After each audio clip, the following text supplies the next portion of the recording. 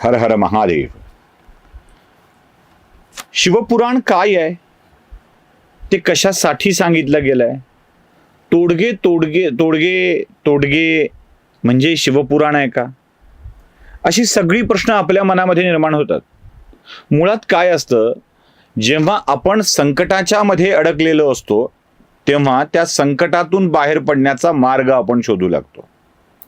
आणि जेव्हा असा मार्ग शोधू लागतो तेव्हा जवळातला जवळचा मार्ग जो कोणी सांगेल, ज्याला आपण शॉर्टकट म्हणतो, तो शॉर्टकट आपल्याला जो देईल तो खरा पुराणवेत्ता, कथाकार असं वाटू लागतं. आणि म्हणून अशा तोडग्यांच्या माध्यमातून ईश्वर आपला करता येऊ शकेल आणि त्याच्याकडून आपल्याला आपल्या आयुष्यातील हवे ते बदल करता येऊ शकतील असं आपल्याला वाटत असतं. तसं नसतं. मुळात एक लक्षात ठेवलं पाहिजे की आपल्याला जी सुख मिळतायत ती देवाची कृपा नाही आहे. आपल्याला जी सुख मिळतायत ते आपलं पुण्यसंचय आहे आणि त्या पुण्यसंचयाचं फळ आहे. देवाची कृपा काय असते? देवाची कृपा आपल्या अंतरंगाला बदलत असते आणि आपण सुखाच्या नादाला लागून पुण्य फळ मिळवण्याचा प्रयत्न करत असतो. म्हणजे आपल्या खात्यावर असलेली सगळीच्या सगळी रक्कम कोणतीही न टाकता काढून घ्यायचा प्रयत्न करत असतो. सुख ही आपण अर्जित केलेल्याची फळं असतात, पण अंतरंगातला बदल ही देवाची कृपा असते. देवाची कृपा काय आहे? देवाची कृपा आहे सतत येत राहणे. हा अंतरंगातला बदल न करता अर्जितावर आपण भागविण्याचा प्रयत्न करतो, ही खरी अडचण आहे. आणि कृपा असेल तर ती अंतरंगात बदल करून व्हायला हवी. हा अंतरंगातला बदलच आपल्याला देवाच्याकडे घेऊन जात असतो, शिवाच्याकडेही हाच घेऊन जातो. म्हणून शिवपुराण कथेला सुरुवात करताना मला तुम्हाला एक सांगायचं आहे की महादेवाच्या पिंडीवर बेल वाहिल्याने सुख मिळतील म्हणून कथा ऐकायची असेल तर ती ऐकू नका. एक लोटा जल वाहिल्याने सुख मिळणार आहेत म्हणजे लेकरू होणार आहे, अजून काय पैसे मिळणार आहेत, लेकरू पास होणार आहे, हे असलं काही नसतं त्याच्यामध्ये. मुळात अंतरंगातला हा बदल आहे की जे मिळतंय ते माझ्या सुखासाठीच आहे. देव प्रतिकूल परिस्थिती आणतोच, तो मुळात म्हणजे शिव प्रतिकूल परिस्थिती आणतात तेच मुळात तुम्हाला सन्मार्गावर नेण्यासाठी. म्हणजे प्रतिकूल परिस्थितीने वास्तवाची जाणीव होते आणि त्यातून आपण बदलत जातो. आपल्या डोक्यात हे येतच नाही. म्हणून शिवपुराण कथा ऐकताना ती सांगितली कोण, कोणाला आणि का हे पहिल्यांदा समजून घेणं आवश्यक आहे. आता उत्तर प्रदेशामध्ये असलेल्या प्रयागराज नावाच्या तीर्थक्षेत्रामध्ये अनेक सत्यव्रती ब्राह्मण, साधू, सत्पुरुष एका विशालकाय यज्ञाचं आयोजन करून ते यज्ञ पार पाडत होते. हा यज्ञ नव्हताच मुळात, हा ज्ञानयज्ञ होता. या ज्ञानयज्ञामध्ये सहभागी झालेली साधू मंडळी आपापल्या ज्ञानाला घेऊन तिथे आली होती आणि ज्ञानाचं आदान प्रदान करत होती. आपल्याकडे जे आहे ते इतरांना द्यायचं, इतरांच्याकडे जे उत्तम आहे ते आपल्याकडे घ्यायचं, असं प्रयागराजच्या संगम तीरावर चालू होतं. गंगा यमुना संस्कृती ज्याला म्हणतो ती हीच. ही गंगा यमुना संस्कृती काय सांगू? गंगा गंगोत्रीपासून वाहत वाहत येते आणि ती प्रयागराज जवळ यमुनेला आपल्यात सामावून घेते. ही गंगा आपल्या तीरावर सगळ्या शैव मंदिराच्या संस्कृतीला घेऊन वाहते. तर यमुना वृंदावनातून येते, मथुरेजवळून येते, ती वैष्णव संस्कृतीला घेऊन येते. एक हरीचा संदेश घेऊन येते, एक हराचा संदेश घेऊन येते. हरिहराचा संदेश घेऊन आलेल्या या दोन पवित्र नद्या प्रयागराज संगमतीरी एकत्र येतात. प्रयागराज संगमतीरी हरी आणि हर लक्षात घ्या. भगवा आणि हिरवा नव्हे, हर आणि हरी हा संबंध आहे तो. या गंगा यमुना संस्कृतीच्या जिथे भागीरथी देखील लुप्त झालेली नदी या प्रवाहामध्ये सहभागी होते असं म्हणतात, त्या संगम तीरावर अनेक ऋषीमुनी, सत्यव्रती ब्राह्मण, साधू यांचा संगम झालेला असतो आणि यांचा एक ज्ञानयज्ञ सुरू असतो. हा ज्ञानयज्ञ सुरू असतानाच तिथे भगवान वेदव्यासाचे शिष्य महामुनी सूत येणार आहेत असा निरोप मिळतो. आता महामुनी सूत म्हणजे चक्क वेदव्यासाचे शिष्य, वेदव्यासांच्याकडून ज्यांनी ज्ञान ऐकलं आहे आणि जे इतरांना देत आहेत ते सूत. म्हणजे व्यासांच्या नंतर जर कोणी या सगळ्या पुराणांना, वेदांना, भागवत कथेला ऐकलं असेल, ज्यांच्याकडं पहिल्यांदा आलं असेल ते हे सूत. ते सूत मुनी आपल्या ज्ञानयज्ञात सहभागी होणार आहेत याची कल्पना तिथल्या ऋषीमुनींना मिळाल्यावर त्या प्रयागराज संगमतीरी एक आनंदाचं वातावरण पसरलेलं असतं. अशा वेळी सूतमुनी तिथे येतात. मग सूतमुनींचं स्वागत होतं, आदर सत्कार होतो. वा वा, तुम्ही आलात, खूप बरं वाटलं. खरं तर या ज्ञानयज्ञाचं खूप मोठं भाग्यच आहे की आपल्या तोंडून काही ऐकायला मिळेल. सूतमुनीही आनंदात. काय आहे, आपल्याकडच्या गोष्टी द्यायच्यात त्या कुठे द्यायच्यात हे कळलं पाहिजे. ज्याला कुठे द्यायच्यात हे कळतं ना, तो खरा ज्ञानी असतो. त्याला कळतं. म्हणजे सत्पात्री दान ज्याला म्हणतात. पालथ्या घड्यावर पाणी टाकून काय फायदा आहे का? काही उपयोग होत नाही. पालथ्या घड्यावर पाणी टाकून काय फायदा होत नसतो. त्यासाठी घडा उपडा असावा लागतो. म्हणून सूतमुनींनाही आपलं ज्ञान देताना, आपल्याकडच्या गोष्टी सांगताना त्याची इच्छा असणाऱ्यांना द्यावं असं वाटतं. भरपूर पोट गच्च भरलंय, काही खाल्लंय आणि आपण थोडे चांगले पदार्थ, सकस आहार त्या माणसाला देतो. त्याला खावं वाटेल का? नाही. ज्याला आवश्यकता आहे त्याला द्यावं लागेल. ज्याची पात्रता आहे त्याला द्यावं लागेल. नुसती आवश्यकता नाही, पात्रता पण असणं आवश्यक आहे, त्याला द्यावं लागेल. सूतमुनींना हे कळलं होतं की आपल्याकडे आता जी लोक जमली आहेत प्रयागराजच्या संगम क्षेत्रावरती, ते सत्पात्री श्रोते आहेत. ते ऐकतील, लक्षात ठेवतील, अनुकरण करतील आणि जगाला सांगतील. म्हणजे ऐकतील, जगाला सांगतील असं नव्हे. ऐकतील, अनुकरण करतील आणि मग जगाला सांगतील. कारण सत्य हे प्रत्यक्ष कसोटीवर घातलं पाहिजे. ते सत्य आहे हे जगाला समजण्यासाठी त्याचा अनुभव आपल्याकडे आला पाहिजे. आधी सांगितलं ना, अनुभव येथे व्हावा शिष्टाचार, न चलती चार आम्हा पुढे. निवडी वेगळे क्षीर आणि पाणी, राजहंस दोन्ही वेगाळली. हे लक्षात आलं पाहिजे आपल्या. ज्याला हे ज्ञान घेण्याची, त्यानुसार आचरण करण्याची सवय आहे, ते सगळे या ज्ञानासाठी पात्र आहेत हे सूतांच्या लक्षात आलं होतं. आणि म्हणून सूतांनी त्यांना सांगितलं की मलाही खूप बरं वाटलं तुमच्या सगळ्यांशी भेटून. आपल्यालाही बोलताना आनंद होईल, मजा वाटेल. मग ऋषीमुनींनी सूतांना विनंती केली, मुनिवर, आपण प्रत्यक्ष भगवान वेदव्यासांच्या मुखातून अनेक कथा ऐकलेल्या आहेत, अनेक कथा सांगितलेल्या आहेत. आम्हीही वेगवेगळ्या मुनींच्या तोंडून या कथा ऐकत आलो आहोत. पण गंमत अशी आहे की आमच्या कानांची तृप्ती काही होत नाही आहे. कसं असतं ना, चांगलं मिळत गेलं की वा वा, अजून ऐकावं, अजून ऐकावं असं वाटत राहतं. एखाद्या गवयानं सुरावट छेडावी आणि ती संपूच नाही असं वाटत असतं. कान तृप्त नाही होत. एखादी छानसं दृश्य डोळ्यासमोर असावं आणि ते कधी डोळ्याच्या बाजूला होऊ नये असं वाटतं. तृप्तीच होत नाही मनाची. लाचावले मन लागिलेसी गोडी, ते जीवेन सोडी ऐसे झाले, अशी अवस्था येते. कधी येते ती अवस्था? दृष्टी पुढे राही ऐसाची तू देवा, जो मी तुझं पाहे पांडुरंगा, असं असलं की ते होतं. हे सगळे मुनी सांगतायत की देवा, हे सगळं व्यासांच्याकडून ऐकल्यावरती आमची तृप्ती काही होत नाहीये, मन काही भरून येत नाहीये. असं वाटत नाहीये की आम्ही थांबलं पाहिजे, बस आता कळालं सगळं, असं वाटत नाहीये. सुतांनाही हेच म्हणायचं होतं की अरे माझी अवस्था तीच आहे, दुसरं काय सांगू.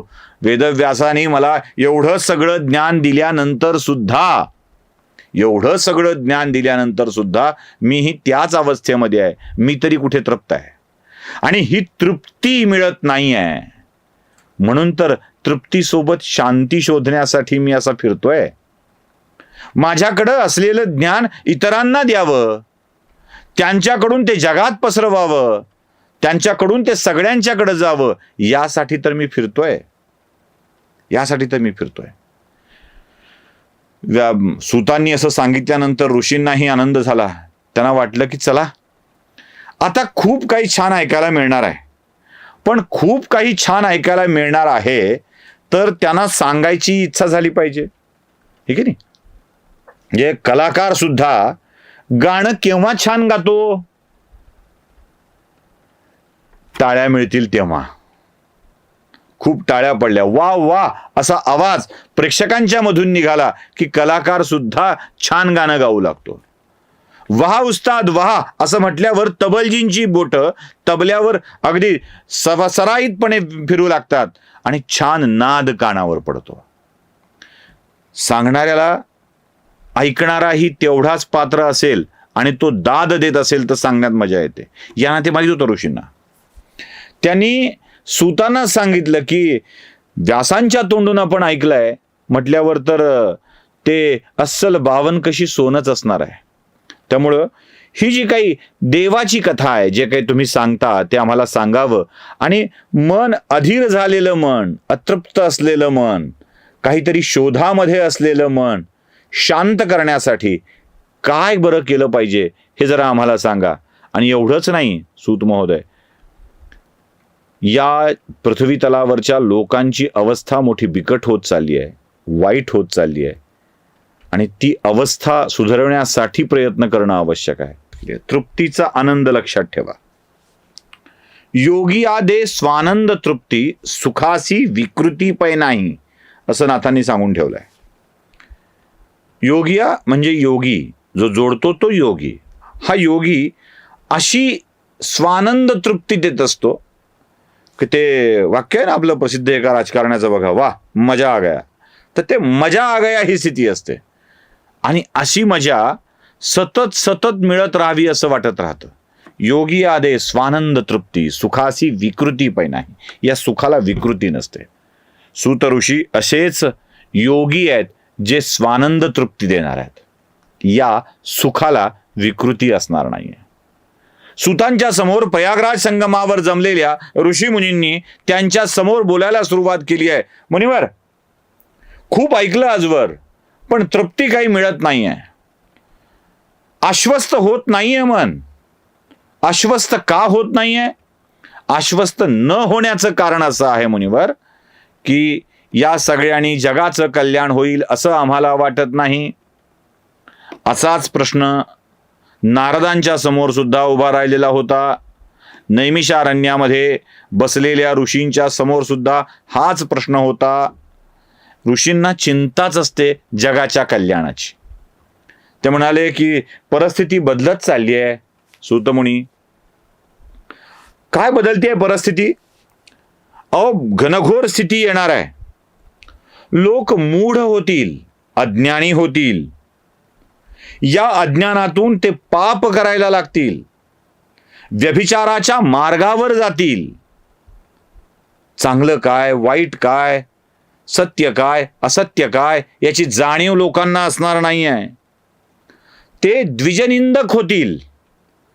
आता द्विजनिंदक हा शब्द वापरला. हे द्विजनिंदक होणं म्हणजे काय आहे? द्विज शब्द समजून घेतला पाहिजे त्यासाठी. द्विज म्हणजे ज्याचा दुसरा जन्म होतो तो. लौकिक अर्थाने मी माझ्या मातेच्या गर्भातून जन्माला येतो, तो माझा पहिला जन्म. मी जन्माला आलो, सगळं जग असं जन्माला येतं. मातेच्या गर्भात 9 महिने 9 दिवस पूर्ण झाले की हा पृथ्वीवर जीव येतो, त्या म्हणतो, आणि तो जन्माला येतो. तो असतो आपला जन्मदिवस, तो असतो आपला पहिला जन्म. पण जन्माला आलेली अशी सगळीच माणसं, सगळीच प्राणी ज्ञानी असतात असं नाही. ज्ञानी असतात असं नाही. तुम्ही जन्माला जरूर याल, पण जन्माला आलात म्हणून जन्मल्याबरोबर जन्मदत्त अधिकार म्हणून तुम्हाला ज्ञान मिळेल असं होत नाही. म्हणजे स्वराज्य हा जन्मसिद्ध अधिकार असू शकतो, स्वातंत्र्य हा जन्मसिद्ध अधिकार असू शकतो, ज्ञान हा जन्मसिद्ध अधिकार नसतो. त्यासाठी पुन्हा एकदा जन्माला यावं लागतं आणि तो असतो दुसरा जन्म. आणि असा ज्ञान मिळविण्याचा दुसरा जन्म जे पार पाडतात त्याला द्विज म्हणतात. मुनी सांगतायत, सगळे ऋषी मुनी सांगतायत सुतांना, भगवान सुत, लोक मूढ होतील, पापी होतील, दुराचारी होतील, व्यभिचारी होतील, द्विजनिंदक बनतील. नुसते द्विजनिंदक बनणार नाहीत तर पाप्याचे पूजक बनतील. पाप्याचं पूजक बनणं फार अवघड. एक वेळ चांगल्याला शिव्या द्या चालतंय, हरकत नाही. चांगल्याला वाईट म्हणलेलं चालतं, म्हणजे फार नुकसान होत नाही. सज्जनाला वाईट समजण्यानं फार नुकसान होत नाही, पण दुर्जनाला सज्जन समजलं की गडबड होते. पापात्म्याची पूजा करणं सुरू झालं आणि तो करतोय ते योग्य आहे हे समजणं सुरू झालं की गडबड होते. राष्ट्राचा विनाश होतो हे लक्षात ठेवा. त्यामुळं ऋषींना जी भीती आहे ते सुतांच्या समोर सांगतायत की परिस्थिती फार अवघड येणार आहे, फार अवघड येणार आहे. लोक वाममार्गाला लागतील, दुराचारी बनतील, व्यभिचारी बनतील, पापाचे पूजक बनतील आणि ज्यांच्याकडं धन आहे ते धनी लोक कुमार्गात फसतील. आणि सगळ्यात मोठी गोष्ट ऋषी सांगतायत की लोक वादविवादात, बाष्कळ विनोदात आणि वादविवादात रंगतील. धर्माचा विनाश होण्याचे कारणच वादविवाद आहे. अशा वादविवादामध्ये लोक रंगतायत. जे ऋषींना प्रयागराज तीर्थक्षेत्रावर हजारो वर्षापूर्वी जाणवलं होतं ते त्यांनी सुतांच्या समोर सांगितलं होतं आणि सुतांना विचारलं होतं की मुनिवर काहीतरी करा, आम्हाला तृप्ती मिळाली पाहिजे, आनंद वाटला पाहिजे आणि जगाला सुद्धा मार्ग मिळाला पाहिजे. सुतांनी शांतपणे मंदस्मित केलं आणि ते म्हणाले, अरे व्यासांनी मला सांगितलं ते यासाठीच सांगितलं की इथे येण्याचा जो मला आनंद झाला आहे तो यासाठीच तर झाला आहे, म्हणून तर मी आलो आहे. सूत ते सगळं ज्ञान घेऊन आलेत, ते ज्ञानाचं धन घेऊन आलेत आणि जे जगाला वाटणार आहेत अशांच्या समोर द्यायचं आहे. ते म्हणतात मलाही याची पूर्ण कल्पना आहे की हे सगळं जग असं अडरानं भरणार आहे. मग अशा वेळी तुम्हाला शांतीचा मार्ग मी सांगतो आणि तो शांतीचा मार्ग काय असेल तर जो व्यासानी मला सांगितलाय तो म्हणजे देवाचं पुराण. प्रत्यक्ष शिवाने जे पुराण सांगितलं आहे ते शिवपुराण मी तुम्हाला सांगणार आहे, कारण शिवपुराण हे सर्वश्रेष्ठ अशा स्वरूपाचं पुराण आहे. प्रत्यक्ष शिवाने सांगितले तेव्हा ते 1 कोटी श्लोकांचे होते. आता सूत जी माहिती शिवाने सांगितलेल्या पुराणाविषयीची सांगतात ती तुम्हाला इथे सोपं कळावं म्हणून मी ऐकवतोय. स्वतः शिवानी केलेल्या शिवपुराणाच्या निर्मितीमध्ये जवळपास 12 संहिता आहेत.